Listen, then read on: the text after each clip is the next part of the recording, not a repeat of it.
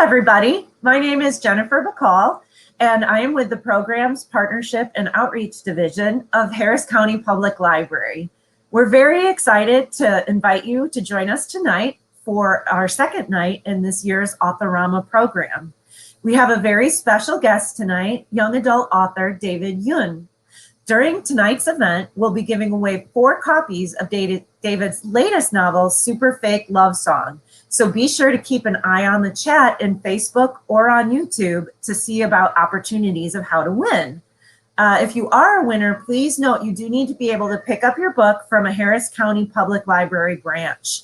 We will share a list with you if you are selected as a winner. I also want to remind all of our viewers today that you'll have a chance to ask David questions yourself. We'll have a Q&A at the end of the chat. So just list your questions as you go or wait till the end and you can list them then. Before I bring up David, I wanted to also remind you that tomorrow is our final day of Authorama, and we will have our children's author and illustrator, Peter Reynolds. He'll be on at 5 p.m. That will be followed by our final Authorama event on Thursday at 7 p.m. And this is going to be, that final author is going to be someone that you've probably already heard about and read about, as she is the author of the hit Netflix series called You. And we will be talking to Carolyn Kepnes, and she will also have a question and answer section. So if you have any questions about her 3 awesome books, please tune in for that at 7 tomorrow. And now I'm very honored to introduce you to David Yoon. Hi. Hi, David. How are you? I'm good. That's so awesome that you're going to be talking to Caroline tomorrow, too. She's yes. Have you had actually a good friend of ours. Oh, yeah. Wonderful. Okay, that's so neat. Yeah, so we're so psyched for her series, and she's a brilliant writer, and she deserves it. So that's definitely going to be a lot of fun. Mm-hmm. Oh, thank you. Thanks for. Thanks for having me. Yeah. Oh, we're really excited. So that I know she's from California, and I forgot to add that you live in California, and that your wife is also a novelist. That's true. Yeah, we both live in Los Angeles, and I'm married to Nicola Yoon, who wrote Everything, and the son is also starred. Both of those were made into movies, and her latest book is Instructions for Dancing, and yeah, which a lot of stories, a lot of writing happening in the Yoon household all the time. Sure. Oh, I'm sure. Yeah, it must make good conversations as well. Yeah. We just need to know when to stop working. Right. Oh, I'm sure. And keep editing each other's things or yeah, like do things like the dishes and, you know. Right. The life things. Yeah. So to the audience, I spoke with David briefly before tonight's event, and he agreed to read a few pages to us. Would this be a good time for that, David? Sure. Yeah, I'm going to be reading from Super Fake Love Song, which came out in November of 2020, kind of just before we all went into lockdown. So wow. Gosh. But yeah, this was my fun book. My previous book, which was Frankly in Love, that was sort of my. It's a rom-com too, but there's a lot of family drama in it. This book is mostly silly and mostly fun. It's about this kid who is super insecure, and he fakes being a rock star to get the girl, and it's just mostly slapstick fun. Sounds great. I figured after a year like 2020, we needed a little bit of fun. So exactly. So yeah, I'm gonna read this chapter called Immortals, and this is when Sonny, who's the insecure guy, meets Cirrus for the very first time. It goes like this. So I made my way downstairs, where the front door was already open. Beyond where Dad stood, I could see a ghostly girl straight out of a Japanese horror movie, lurking in the dark beyond. Instinctively, I clutched at the banister with both hands. "Hello?" I said. Dad gestured, and the girl ghost slowly stepped in. She turned out to be a real girl. Heavy charcoal eyeliner, blue lips, in white jeans and a white t-shirt with the words, "I know Kung Fu," and an illustration of a hand with 2 fingers, middle and index, held straight up. Her gaze traveled around the house slowly, as if she had just emerged into a crypt and came to rest on me. "Hey," she said, as if perplexed by my existence. I relaxed my grip. I approached. I kept a good 8 feet away from the girl. "You're not a ghost." She cocked her head. Are you? And we're off and running, cried Dad with a hand clap. He glanced at my shirt, which is gray shirt, his brother's, blinked, then moved on, oblivious. Serious, this is Sunny. Sunny, this is serious. My palms immediately grew hot and moist, like they did whenever I was confronted by a pretty girl. You just said she was pretty. Well, she is. I never said I thought she wasn't. We're actually all in violent agreement. Sirius let out a huge moan of a yawn. I'm just in from London, she said, so I'm good and knackered. Great, I said. What was knackered? So it's Sunny, said Sirius, nodding seriously at Dad. I thought you were calling him Sunny. Yepper, sunny day, said Dad with a sideways laugh. He turned to me. Sunny, Sirius is daughter of Jane and Brandon So, I said, like an automated information kiosk. They are our new neighbors. You are old friends. Your name is Sunny Day, said Sirius, thinking, and your brother's name is Gray Day, Sunny Day, Gray Day. You were named after a variety of cloud, I said.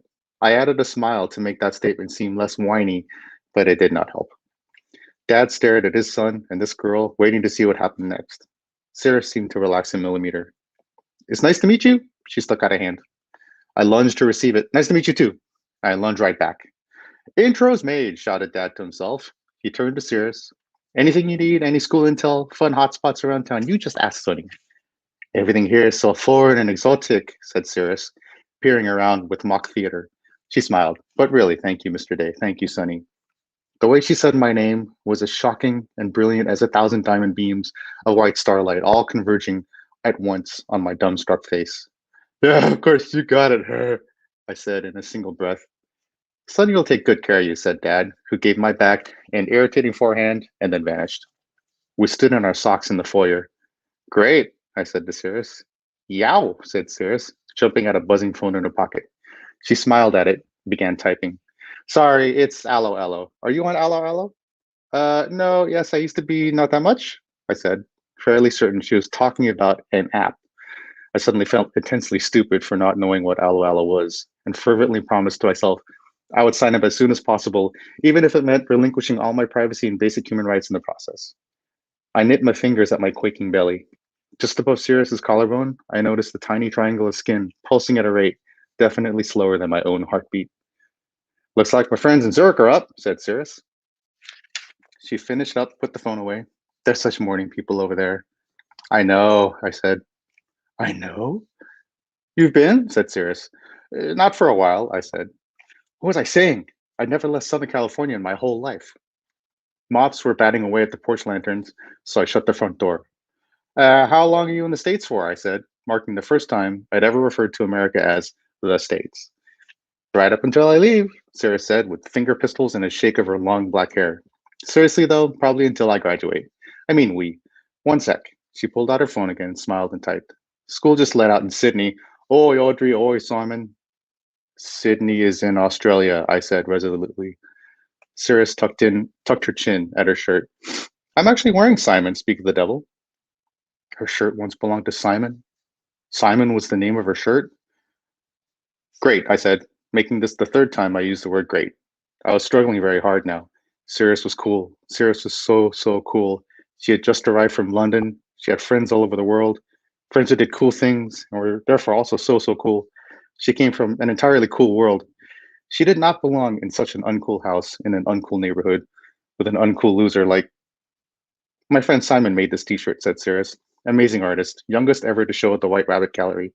He made it from my other friend Audrey. She's got this brilliant metal band protesting Asian stereotypes called I Know Kung Fu. Get it? I like art, I said, wiping my forehead. Say something interesting. I hate Asian stereotypes. I said interesting. Interesting. I'll stop there. Oh, that's so fun. Thank you for reading for us. It's such a treat to hear the author actually read the voices of the characters and thank you. reflections and all that. I had a ton of fun writing it. I just wanted to write a crazy sitcom, so I did.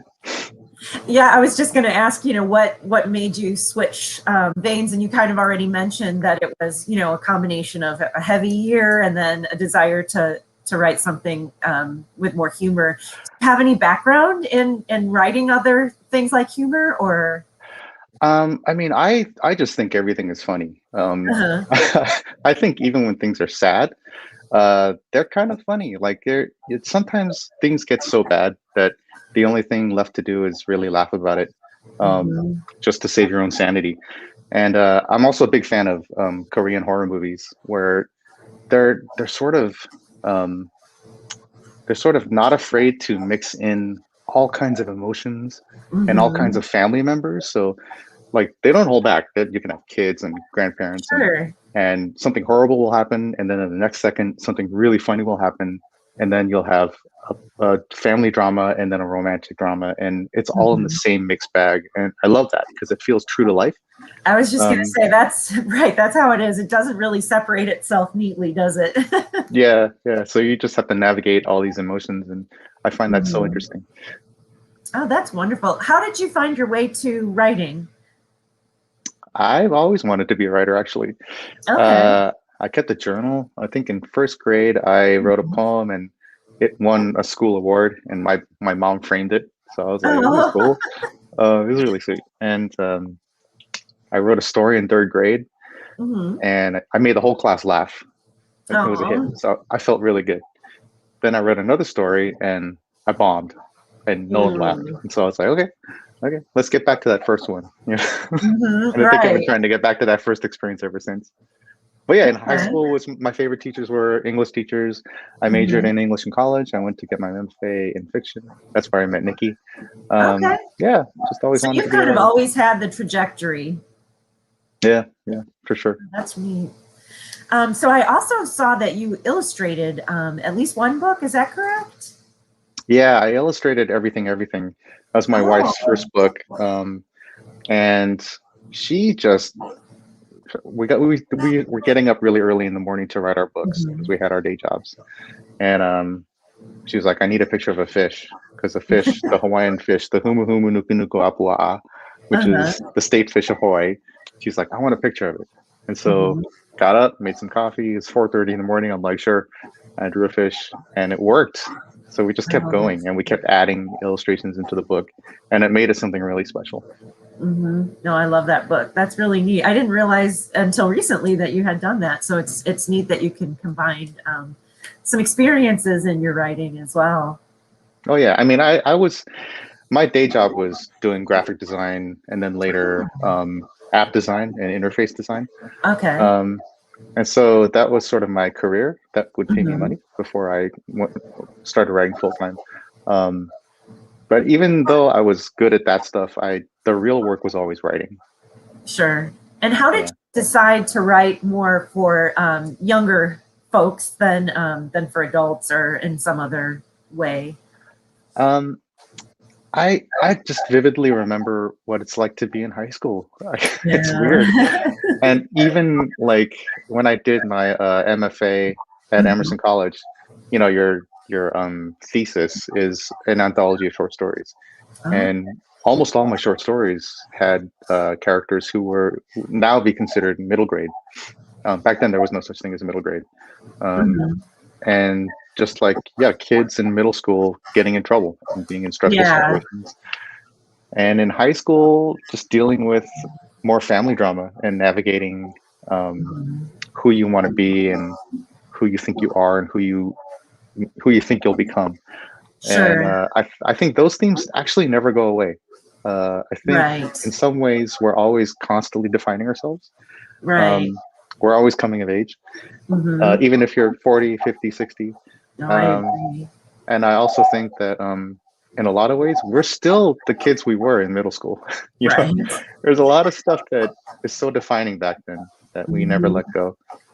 Oh, that's beautifully said.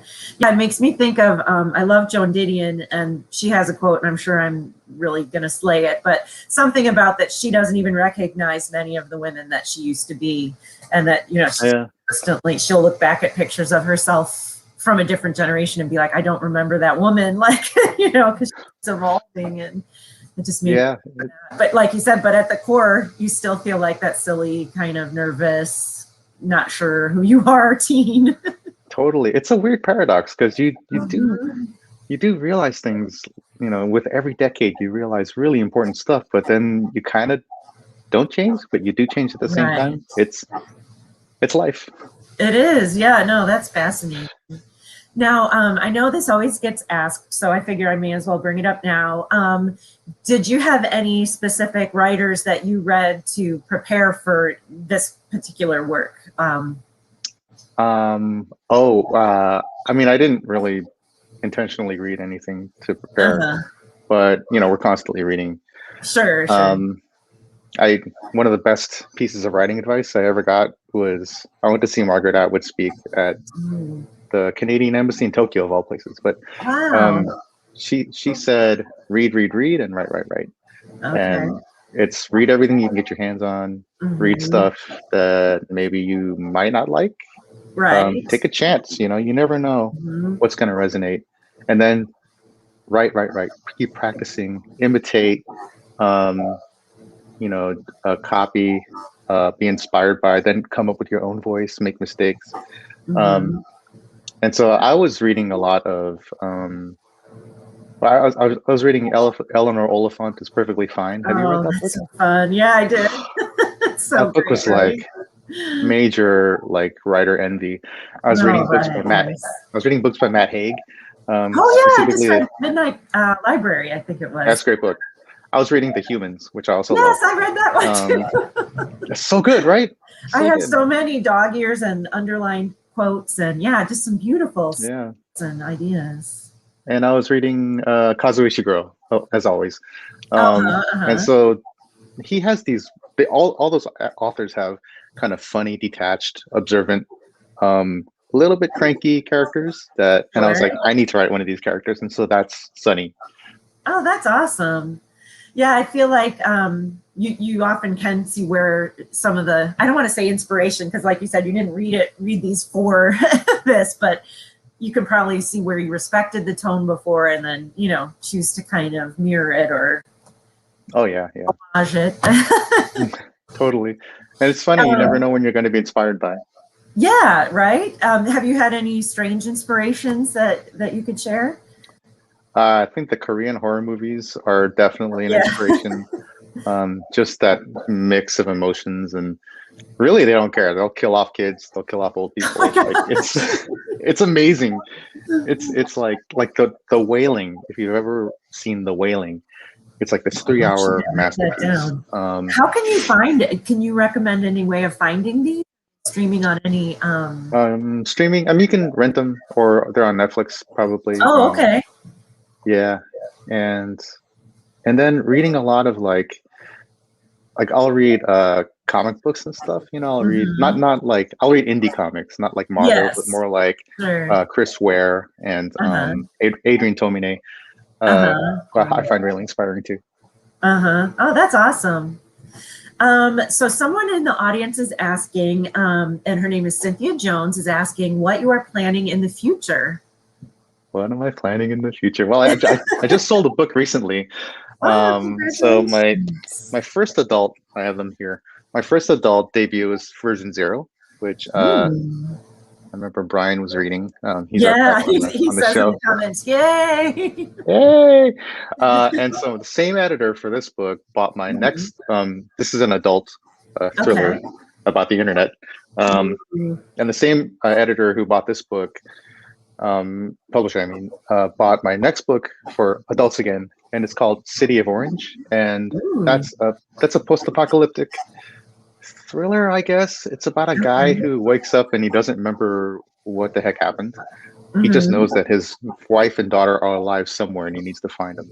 But it's a really intimate psychological portrait of a man who's basically lost everything, Oh, um, wow. and then how to navigate that loss and find his way toward hope. And it's Hmm. weird to say, but it's actually kind of a funny book too. Right. Because I can't help myself. Well, Yeah, I and think it's interesting. The authors you mentioned kind of do the same thing as well. Matt Haig especially has, a lot of depression themes and things like that. But, mhm. I've laughed harder in some of his books than I have in others. Yeah, yeah, he's got such a great way of bringing it down to earth. Mhm. Um, and City of Orange is really inspired by George Saunders. Oh, who wonderful. he's so absurd, but so poetic and very uh, he's just a good human. You know what I mean? You can feel the goodness in him, and so I wanted to really emulate that. And then me and my wife are working on something, so Ooh. that's about all I can say. And we're also busy with our publishing imprint, which is Joy Revolution, and Ooh, we're could you tell reading. us a little more about Joy Revolution if Oh you yeah, sure. I mean, duh, of do? course. It's a publishing imprint. We started it with Barbara Marcus, who's president over at Random House Children's Books, and it's dedicated to telling love stories, young adult love stories, starring people of color. Um, Oh, wonderful. because there's just not enough representation in that space Mhm. for people of color to be heroes of their own love stories. And Oh, yeah. so we have their full support. It's Random House. It's an imprint within Random House, and we're reading a lot of manuscripts for that. And the quality and the quantity is just Mhm. inspiring. There's so much good Oh, stuff out there. wonderful. Yeah, so we've got 4 books lined up. We've got Talia Hibbert on board, which Oh, I'm really psyched wonderful. about. The Danny Brown Yeah. series. Um, and and then we have a first look deal with Anonymous Content, which is a film production company here in Los Mhm. Angeles, and that's under our other company called Universe Media, and we're Okay. working on pitches and stuff like that for them too. Sounds like But you guys are always working, huh? oh God, we need to stop. Yeah. Well, this kind of leads into a question I had when you were mentioning how many books you have coming out at once. Do you write more than one thing at a time? Are you working on several projects, or do you write one and set it aside? And I am right now. I'd rather not, but I Mhm. kind of am on the hook. Okay. I've got three deadlines going on, and it's I don't mean to that's not like a bragging thing. I'd really rather Right. just have the one because that's Sure. at best, Hmm. But it's all exciting stuff. I'm really psyched to be. I mean, I was on tour for version 0, Uh-huh. so I was in publicity mode, and Nikki was in publicity mode for instructions for dancing, and so Okay. we were both like on a lot of these calls and Sure. not actually writing. So it's actually Yeah. nice to be writing again. Is it hard to switch that switch? I know a lot of writers are more kind of introverted and prefer to be alone. Are you comfortable doing author talks, or do you have nerves at all with that? Or I mean, I love doing author talks, like stuff like this. I absolutely love it. I'm like what's it called? It's like either an extroverted introvert or introverted oh, extrovert. okay, sure, sure, It's like I can go for like like a bursts at a mix. time, and then I need to go back in my cave, and then Okay. bursts at a time. I don't know if you're like that. Mhm. If you I are am like, too. Well, yeah. it's an interesting switch because I feel like librarians are often very similarly wired to writers, and then all of a sudden we were all thrust into this virtual world. Me when I got my master's degree years ago that I would be like hosting virtual programs. I know, right? I was wondering about that too, and a lot of teachers are beginning to Uh-huh. do stuff like this too. And I'm like, did you know that being a lover of books and wanting nothing to do but hole up in your little office and read all day would lead to you hosting a TV show? Right, yeah, I know. It's in a way it's been a thrill too, and I know to the audience, David and I got to speak real briefly before that. It's so fun to be able to share this all across the county. Normally, David, we would have you at one branch or another, and they can be 30 miles or further apart. So Hmm. this way, everyone gets to see you and talk to you at the same time. Yeah, that's probably the one good thing about the pandemic is Yes. that we've gotten to see more of each other on virtually. Definitely. I was going to real quick read you some of the comments that have come in on the feed here. Oh, sure. So Selenia Paz said that it was a wonderful excerpt that you read. Oh, thank you. Susan Greer likes your sense of humor. Thanks. Selenia Paz again is very excited about the adult thriller. And Angela Martinez said, thank you for representing people of color. She can't wait to read the books in your imprint. Oh, I mean, you're gonna love them. Like, I'm so glad you're psyched because one of them is kind of like this bodice ripper, Ooh. Regency, romp, Uh-huh. and we've got a couple contempt rom-coms, and yeah, it's so exciting. So exciting. Oh, that's awesome. Just reading, I can't wait. because like as a person of color, you know, when Nikki we're watching a movie and the black character will Yeah. come up and they're always a Mhm. sidekick. And Yeah. especially for women, the black women are always like sassy or whatever. And Mhm. like Nikki's not sassy at all. She's just normal. Yeah. And for me, whenever I see Asian guys in stories, they have a thick accent, they're Mhm. foreign, you know, they are usually a lab tech or some martial artist, Right. and there's that feeling of dread. You know, you start to Mhm. cultivate this kind of dread when you watch TV or read a book and you're like, oh, are they going to screw Right. it up this time? Um, Sure. Joy Revolution books are the opposite of that. I want to put like a snipe on the cover. It's like now 100% dread free. You know, Yeah. like Oh, that's great. I love read that. the That could be book. your tagline. Yeah, just relax. You're gonna be swept away, and you never have to worry about Right. harmful stereotypes. Oh, that's Yeah, so that's awesome. And hopefully it's kind of sort of coming into some of the media, and TV as well. And it's awesome that you'll be working in film, so you can kind of help influence that as well.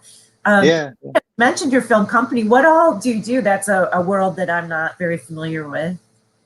Oh well, our film agent, she works in anonymous content, so she hooked us up with Don Olmsted, who's the president there, and Okay. we had this really fabulous call where we just laid it out. We're like, look, this is kind of what we want to do. We want to put Mhm. more POC up on screen in leading roles, and in like I don't want to say like positive roles because Mhm. more like free roles, Okay. to be a positive character, but also to be kind of a bad guy or a flawed Complicated. character or Mhm. a silly character, just a whole breadth of humanity. And she really, really responded to it. And so we signed our deal, and she's like, "Send me ideas, whatever you got, and let's get some stuff made." And so it's a really exciting time to just kind of influence the culture a little bit. Um, Sure. to get some more representation. I think I really believe in exposure therapy.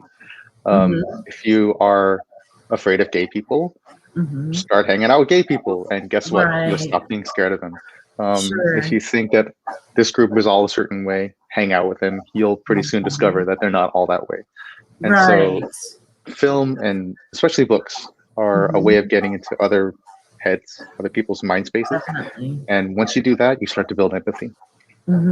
Yeah, and it's kind of like normalizing other, I don't want to say lifestyles because that's not right, but I think sometimes it's that mystery, it's that unknown. Like, oh, if this person looks different than me, do they eat differently? Do they, you know what I mean? What Yeah. a daily life like?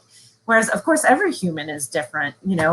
no matter what your background is. So I think that hopefully over time with the work that you guys are doing and a lot of other great authors are doing, that'll become the norm for our kids and our new Yeah. Yeah. generation coming up. Yeah, I hope so too. And it turns out that we're not all that different. I mean, Right. let's not kid ourselves. Or I want to say like Exactly. let's not be too impressed by our culture. It's really not that different from other cultures. Yeah. We share more in common at a basic human level than we Mhm. have differences, really. Sure. Oh, Um, definitely. yeah, and I really believe that. Oh, thank you for sharing. I do too. I might read a few more questions if you don't mind. Sure, yeah. So, Angela, we did that one already. Sorry. What inspired your music choices in Super Fake Love Song? Uh, so it's mostly like rock and roll. Mhm. I would say post punk, kind of 2000s on, and I was just missing rock and roll. You know what I mean? Yeah. Like it's okay. It's 2021. Um, Mhm. Music is sort of dominated by EDM and hip hop and trap and rap, Yeah. and I was just missing like guitars. You know Mhm. what I mean? Like when I was growing up, you Definitely. heard a song, and if you wanted to pretend, if you want to learn how to play it, you could pick up a guitar and you could play Led Zeppelin or whatever. You could figure it Sure. out. Sure. Um, Now it's like you really need to know your software in order to learn how to play music. Yeah. You need to know your effects, and you need to have a Mhm. lot of like computer equipment, and it's just Mhm. not as hands-on. And so I was feeling really nostalgic for that. I was, when you could like sit at a drum kit and figure out a beat, um, Right. from Green Day. And so I definitely wanted to put that kind of music in. And I just like, I'm a rock and roll guy. I mean, I like lots of music, but I think Uh-huh. rock and roll is like a pillar for me. Sure. Oh, definitely. And I think in teen years, especially, right? Yeah. really part of how you identify as a teen. Yeah, I was in bands too in high school. And it's just super fun. There's a part in the book where Gray, who's Sonny's older brother, Uh-huh. and Gray is actually a rock star. And Sonny really looks up to him. But Gray talks about how playing music it's a way of communicating without communicating. You know, when you're in a Right. band and you're playing music and you're just kind of messing around, Mhm. you pick up personality cues from people that you wouldn't have picked up on if you were sitting around talking. But when you're Sure. playing music, you see things, you see a side of people you don't usually see. And it's so Yeah. exciting. Yeah, that's true. It's kind of like they let go a little bit, and yeah, it's like subconscious or something. Yeah, yeah. Um, I don't so, know if you play an instrument or anything, but like you know, I've never been talented at playing an instrument, but I was always the girl in choir, and my children both did musical theater, so I had music all around all the time. you got to put yourself out there for musical theater. Yeah. Big time. It was Yeah, funny. that's I cool. had one daughter behind the stage and one in front of the stage, so it was an interesting mom Behind the experience. stage. Yeah. Yeah, I would be the same. Misty Lopez says, aside from the current climate, what were your other inspirations to take a turn at adult writing? My other inspiration. I mean, a lot of my favorite writers are adult writers, Mhm. and I just really admire how they they can really take on uncomfortable subjects, like unresolved Yeah. subjects. A lot of times people ask me the difference between young adult and adult, and Mhm. young adult is more, it writes from a place of hope Okay. and a place of potential, Uh-huh. and it can get dark. You know, one of Mhm. our other very good friends is Sabate here, and she wrote the Ember and the Ashes series, Oh, and yeah, that's great. that series is dark, but Yeah. there is an underlying foundation of hope that she's Mhm. writing from. You read a book like oh god, I don't know, The Road or something, Right. by Oh, Cormac yeah. McCarthy. Yeah. Brilliant book. It's one of my favorite books ever. Right. But that's a dark book, and he writes Mhm. from a place of unresolved, um, kind of a question mark. Like, Yeah. what is humanity? What makes us human? There are no answers to these. The point to Mhm. adult literature is asking the question, Right. um, and that's in version zero. This book, like, uh, I get a lot of questions about like, Mhm. hey, do you have any advice on how to stay safe online? How do we fix the Oh, internet? wow. And I'm like, I don't know, man. I'm Yeah. here to ask the question, like, is the Right. internet worth it? Yes. There's no good answer to a question like, is the internet worth it? You just Mhm. have to ask the question.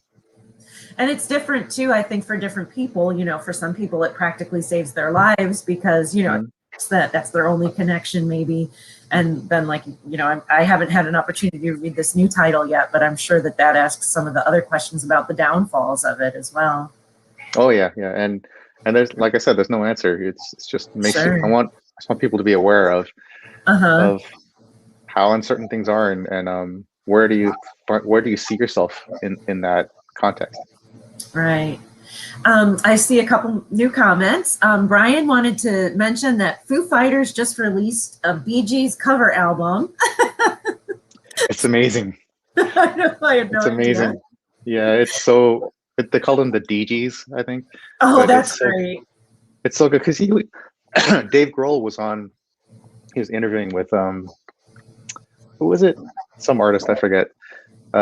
And he was like, I lifted all of my Nirvana drum riffs from disco, Oh, wow. and he demonstrated it, and I was like, oh my god, that's incredible. That And he's like, yeah, is. without disco, there's no Nirvana. Wow. I had no idea. Yeah, That's so super cool. cool for that. Emily Gonzalez sent a couple of messages. First, she said, love Green Day with this symbol. Yeah, And then she asks, do you play any musical instruments? I do. I mean, being Korean American, you're required by law to learn piano. Um, so I studied piano from when I was small. And then later I picked up guitar, and my wife got me drum lessons a few years back, so I'm playing Oh, drums too. cool. I just love playing music, and Green Day. Funny thing, I went to UC Berkeley, University of California at Berkeley. So big hippie college. Uh-huh. Actually, that's wrong. It's like half hippie and then half jock, Oh, because we have wow. a strong football team. Oh, Um, okay. Okay. but there was free concerts in the student plaza all the time, and one of Uh-huh. the up and coming bands. I mean, we had No Doubt perform before they got signed, and then we Oh, had cool. another small local band called Green Day Oh, perform, my. and I helped them set up one time because Wow. they just needed help. And Uh-huh. then 6 months later, they got signed with Geffen, and we all held a vigil because we knew that we'd never see him again. Oh, that's so funny. And was it But true? Did you yeah, not see them again, or did they? oh, they got so big so fast. I mean, the Yeah. next time I heard them, I was studying abroad in Japan, and I was at a Japanese convenience store in Tokyo, and I heard Green Day, and I was like, all right, Oh, they're huge. wow. So you have mentioned a few times traveling overseas. Is that something you get to do regularly? And was that through work or was it for pleasure? Japan, I lived there in 4 years, for 4 years. Okay. After college, I did some Mhm. translation work and I taught Oh, English, and neat. it was just really great. I got used to not having a car, Uh-huh. I got used to really, really good Japanese food. So that was fantastic. And I travel, I like to travel whenever I get a chance. Like both Nikki and I Mhm. are huge travel buffs. And Yeah. the last big trip we took was to the Singapore Writers Festival, Oh, and wow. that was fantastic. And not just because Roxanne Gay was there, which she Oh, man. was, and she's amazing. Yeah. Um, but just the city of Singapore it's an amazing city. It Mhm. gets a bad rap from Americans who think it's all about like fines and punishment, but Okay. it's really a harmonious city. Mhm. And yeah, I was super impressed. So I I miss travel most of all, I think. Yeah. And what would be your dream vacation if you could just pluck one out of the sky? Tahiti. Just go Oh, to yeah. anywhere in Tahiti. That sounds like a great vacation. Yeah. How about Um, yourself? Where would you go? oh my gosh. So I have always been interested in the border of Belize. They call it the Mosquito Coast. Paul Thoreau actually Ooh. wrote a book called Yeah. Mosquito Coast, gosh, maybe in the 80s. And Yeah. there's a not very famous film with Harrison Ford and River Phoenix and Helen Mirren really young. I actually love that movie, the Harrison Me Ford one. too. Yeah, It's a it's one great of my movie. favorite Yeah. movies. And the soundtrack is amazing too. And that's so Yeah. that that most people are That like, I've like never heard. trying to carry the ice through the jungle. I mean, it was just, Yes. yeah, Oh just man. bonkers. And when he's crawling because he says that God created us wrong, that all of our fragile bits are exposed, and so they should Yeah. start crawling. Yeah. The thing Anyway, is, all like, that to say, yeah. yeah, I love characters like that because it's Right. like it's like take an aspect of yourself that Uh-huh. logically makes sense. You can kind of see that point of view, but you shouldn't Mhm. run down the field with it. Like you Right. stop at a certain point, you're like, okay, that's but he doesn't. And so if you take Yeah. a dark side of yourself or an idealistic side or whatever, and you run with it to its logical Mhm. conclusion, you get something Right. as amazing as the Mosquito Coast. Yes. That's yeah. And I mean, who doesn't want to live in that moment when it's idyllic, right? When they have Yeah. dating and they have the beautiful kitchen and the homemade Before it all house. blows up. Oh, yeah, exactly. Before everything. Ah. So I think that would be my dream vacation, to actually see that kind of a place. Oh yeah, that sounds amazing. Yeah. Yeah. So I don't see any new questions, so I might just ask you one myself. Hmm. Do you know of any young adult authors that maybe are flying low on the radar that you could recommend to some of our viewers who are looking for something kind of different? Well, I just read Love Boat Taipei, which is Abigail Oh. Hingwen's book. She's got a sequel coming out. And this Mhm. it's like she had this experience in Taiwan where a lot of Taiwanese expat kids would go back to the motherland and Uh-huh. go to summer school. And it Oh, was okay. sort of like learn about Taiwanese culture, but really it was about like this sort of propagandistic effort to make them love Taiwan. And I Oh, know because wow. I did the same thing in Korea. Like I went to Yonsei University for a summer, Uh-huh. and we called it Love Boat Seoul, so Love Boat Korea. Oh. So it's interesting because as a person who lives in between cultures, Mhm. Korean hyphen American, Taiwanese hyphen American, Sure. you're constantly forced to figure out where you belong. The tricky Uh-huh. part is you belong in the hyphen. That is your Right. place of belonging. It just has no name. Sure. And so she really captured that whole type of the high wire balancing act. But it's Okay. also really fun. It's a lot of sneaking out Mhm. to go clubbing. It's like a lot of Oh, wish cool. fulfillment too. It's really, really fun. Could you please repeat the title? I didn't It's Love Boat Taipei. Love boat typing. Okay. Yeah. Sorry. This is the personal moment of the interview for that. So a new question did come in. How much research did you do in the world of cosplay? I mean, not that much. I looked at a few videos. I will say I used to go to Comic-Con every year Uh-huh. because I had friends who had booths, and so I could get like an exhibitor badge Cool. under a fake name every year. Yeah, and did you um, get to see some of the big stars and the unveiling of announcements and I stuff? wasn't there so much for that. I was there Mhm. for the independent artists, so like the Oh, Fantagraphics crowd, the Drawn mhm. and Quarterly comics, and Uh-huh. also the cosplayers. I Okay. love to I'll just sit there in the main hallway and just Mhm. watch them go back and forth. And Oh, their costumes are wow. so amazing and they're so dedicated. Uh-huh. And I was like, I gotta get some of that in there because that's ingenious, you know. Right. And they get some flack from grown-ups, and I'm like, why are you so serious? You know, when you Yeah. were a kid, you loved playing dress up, and these guys just never let that go. And I think Right. it's beautiful, you know. Yeah. No, I agree, and I think that's neat that you infused it into the book as well. I feel like a lot of kids will relate to that who already cos- Yeah. and then I think for kids who've been kind of interested in it, it is that peek into another world, you know. And also I've been kind of blown away, to be honest. Um, Being really into Marvel superheroes and being Mhm. really into Dungeons and Dragons, like Sunny Uh-huh. is in Super Fake Love Song. That used to be like you get your butt kicked for that. Like you were Definitely. a nerd, you were totally uncool, you were just Mhm. like a loser. And it blows me away to see like Game of Thrones, you know, and Yeah. suddenly everyone knows what, you know, magic spells are and ice dragons are. And I was like, don't you understand? When I was playing D&D in middle school, I had to keep all this stuff kind of on the down low. Right. It's like, Right. yeah. Well, And and I I know think that, yeah. media changes it too, because I know that I was working at a small branch in our system when Stranger Things first came out, and Uh-huh. all of the teenagers came in and they're like, "We want to drag Dungeons and Dragons Club," and yeah, so I think that Blows me can, yeah, isn't that something? And it it can blows me away. Yeah. bring stuff back up. Yeah, Sorry, you know what else blows me away is K-pop. Um, yeah. because being Korean American was about as Mhm. uncool as it got when I was a kid. And now to see like K-pop being so huge and like Right. especially like girls being into Korean guys, like Yeah. that is mind blowing to me. Like it's amazing. Right. Um, so that's been interesting too. K-pop is, I think it's poised to explode. Mhm. At least media wise. I know there's like stuff in development.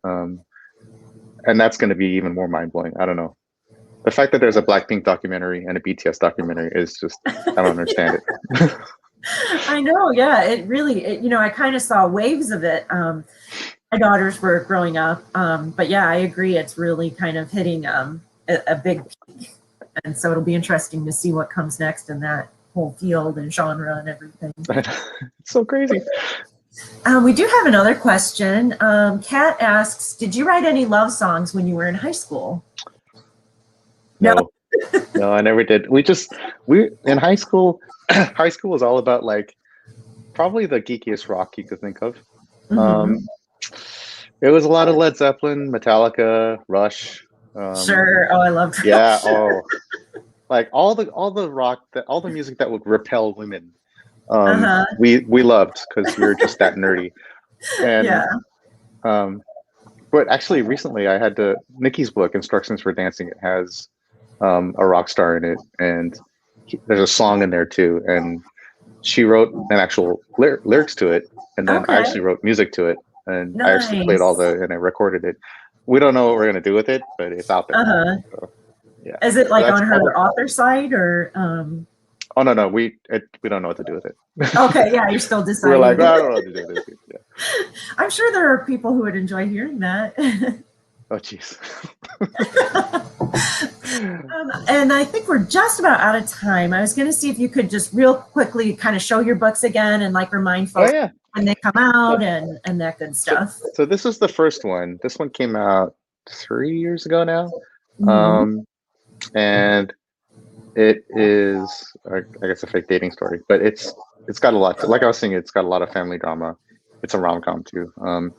And the one after that was this one, Super Fake Love Song, my fun book.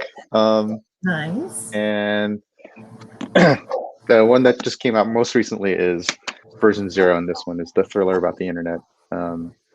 That actually was inspired by I worked in the tech industry for over 12 years, and so I worked in an ad tech company.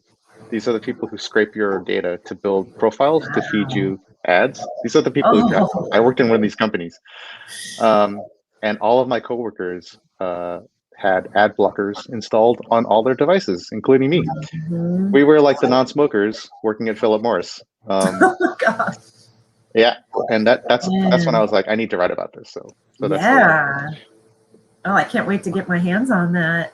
Thank you so much, David. This was a complete pleasure. Oh, thank you so much for having me. I could talk for hours. I know, and I feel like we have a lot of similar background, and Yeah, so that was really particularly fun. Thanks for sharing your time and your knowledge, and your story. yeah, and I hope in the near future we can do this in person again. We would Uh, love that. Fingers Yes, crossed. Yeah. yes, definitely. And in the meantime, best of luck with all of your books and your wife's books and your new publishing and film Oh, adventures and everything. thank you so much. And then I just want to thank everybody who joined us tonight. Thank you for viewing and spending time with us. We did have some winners tonight of your books, David, so we'll be sending those out. Very And cool. yeah, isn't that exciting? And just a reminder that we do have some more author events tomorrow, and most of our author events are available to view again. So if you've missed one that we already did, or if you want to watch this one again or share it with a friend, please do so. Thanks, And everybody. go see Caroline tomorrow. Yes, yes. Tune in for Caroline tomorrow. I'm very excited too. That should be a great talk. Awesome. Everyone have a great Authorama, and thanks for having me. Thank you so much, David. All right. Bye, everybody. Bye.